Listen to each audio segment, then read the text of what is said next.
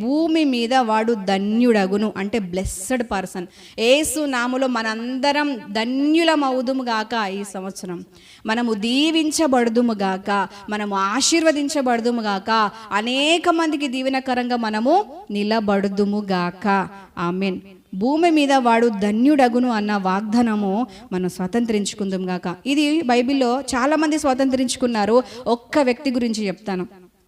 మనకు చాలా సుపరిచితమైన వ్యక్తి, అయిన పేరు ఎప్పటికీ మన నోట్లో ఉంటుంది. అతను చిన్ననాటి నుంచి కూడా అరణ్యానికి తోలివేయబడ్డాడు. అతను ఊహిస్తున్నారా, గెస్ చేస్తున్నారా? దావీదు గొర్రెల వెంట వెళ్తున్నాడు. చాలా తృఢీకరించబడిన స్థితి. గొర్రెల కాపర్లు అంటే ఎవరికి సరిగా లెక్క ఉండదు, ఎందుకంటే వారు ఇళ్లల్లో ఉండరు కాబట్టి వాళ్ళ జ్ఞాపకం అనేది ఉండదు. వాళ్ళు ఎప్పుడో 10 రోజులకు ఒకసారి, కొన్ని సందర్భాల్లో కొంతమంది రోజు ఇంటికి వస్తారు. పొద్దున్న వెళ్ళి సాయంత్రానికి వచ్చేవారు కొంతమంది ఉంటే, మరికొంతమంది ఏం చేస్తారంటే దూర ప్రాంతాలకి పశువులు తీసుకొని వెళ్ళి దగ్గర మేత లేకపోతే దూర ప్రాంతాలకు తీసుకెళ్ళి 10 రోజులకు, నెల రోజులకు ఇంటికి వచ్చే వాళ్ళు కూడా ఉంటారు. మరి అందులో దావీదుది ఏ పరిస్థితో మనకు తెలియదు. అతని ఇంటికి దూరంగా కన్నవారికి, తోబుట్టులకు, ఇంటి దగ్గర ఉన్న సుఖ సంతోషాలకు, ఇంటి దగ్గర ఉన్న మంచి తినుబండారాలకు, అన్ని రకాల సంతోషాలకు అతను దూరం అయిపోయి దూరంగా, ఇంటికి దూరంగా అరణ్యంలో ఉంటున్నాడు. అటువంటి పరిస్థితిలో ఇతను బ్లెస్డ్ పర్సన్ అని ఎవరైనా అంటారా? దీవించబడ్డ వ్యక్తి అని ఎవరైనా అంటారా? ఒక పశువుల కాపరి 10 రోజులకు కానీ ఇంటికి రాడు. ఇంటి దగ్గర ఉన్న తిండి తెలియదు, ఇంటి దగ్గర ఉన్న నీడ తెలియదు, ఇంటి దగ్గర ఉన్న సంతోషం తెలియదు, ఇంటి దగ్గర చేసే ఫంక్షన్స్ కూడా అతనికి ఏం అనుభవం లేదు, ఇంటి దగ్గర ప్రేమ ఆప్యాయత అతనికి అందడం లేదు. ఇతను బ్లెస్సడ్ పర్సన్ అని ఎవరైనా అంటారా? ఎవరు అనరు కదా.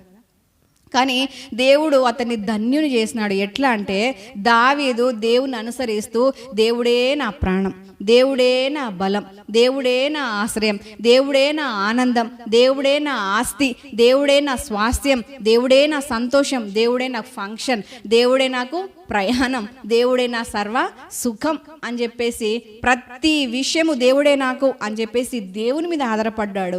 అలాగా ఆధారపడుతున్నప్పుడు అతనితో దేవుడు మాట్లాడడం ప్రారంభించినాడు. ఇతను పాడితే దేవుడు ఆనందించడం మొదలుపెట్టినాడు. ఇతను ప్రార్థన చేస్తే దేవుడు జవాబు ఇవ్వటం మొదలుపెట్టినాడు. ఈ నూతన సంవత్సరంలో మన ప్రార్థనలకు జవాబులు వచ్చే విధంగా మనం ప్రభుతో కనెక్ట్ అయ్యే వారంగా ఉందుముగాక. ఆమెన్.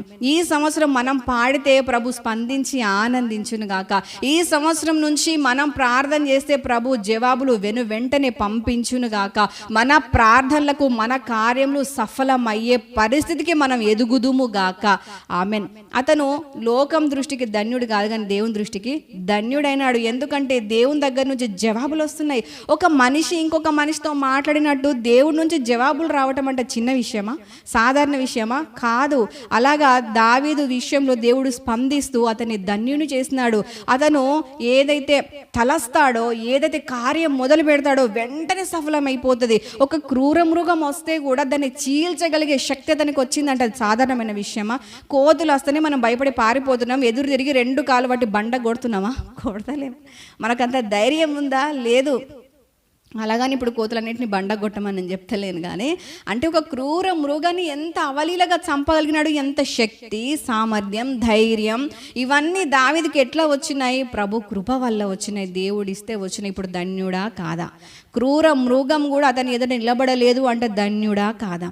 ఎంత అల్పుని దేవుడు ధన్యుని చేసినాడు. ఈ రోజు మనం ఎంత అల్పులమో యేసు నామాన్ని బట్టి మనం అంతకంటే ఎక్కువ ధన్యులం. ఆమెన్. మనం ధన్యులం. ఆమెన్. యేసు నామాన్ని బట్టి, ఎందుకంటే కేవలం యేసు నామాన్ని బట్టి మనం ధన్యులం. ఆ రోజు అబ్రహాముకి ఇచ్చిన వాగ్దానాన్ని బట్టి దావీదు ధన్యుడైనాడు, దేవుని కృపను బట్టి ధన్యుడైనాడు. ఈరోజు మనం కూడా యేసు రక్తాన్ని బట్టి, యేసు నామాన్ని బట్టి, ఈ రక్షణని బట్టి, ఈ వాక్యాన్ని బట్టి మనం ధన్యులం. హల్లెలూయా. ఆ విధంగా చాలా సింపుల్ జీవితం జీవిస్తున్న దావీదును దేవుడు ధన్యుని చేస్తున్నాడు. ఎలా చేస్తున్నాడు? మెల్లమెల్లగా దేవుడు హెచ్చిస్తున్నాడు. ఒకనొక సందర్భం వస్తే రాజు పిలిపించినాడు కదా. ఒకసారి అభిషేకం వచ్చింది. అభిషేకం తర్వాత రాజు పిలిపించినాడు.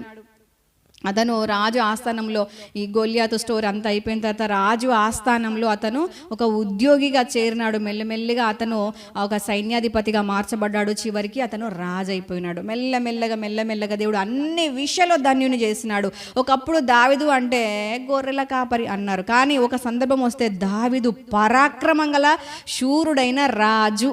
అని చెప్పేసి మనుషులు పొగిడినారు. దేవుడు కూడా నా హృదయానుసారి అన్న స్థాయికి దావీదు రాగలిగినాడు. అలాగా దావీదు చాలా అల్పమైన జీవితం నుంచి అత్యధికమైన స్థాయికి ఎదిగినాడు. ఈ నూతన సంవత్సరంలో అటువంటి అల్పమైన స్థితి నుంచి అత్యధికమైన స్థాయికి ఆత్మీయంగా, ఆర్థికంగా, ఆరోగ్యపరంగా, పరిచర్య విషయంలో, కుటుంబం విషయంలో దేవుడు మనందరినీ ఆశీర్వదించునుగాక, చేర్చునుగాక, నిలబెట్టునుగాక.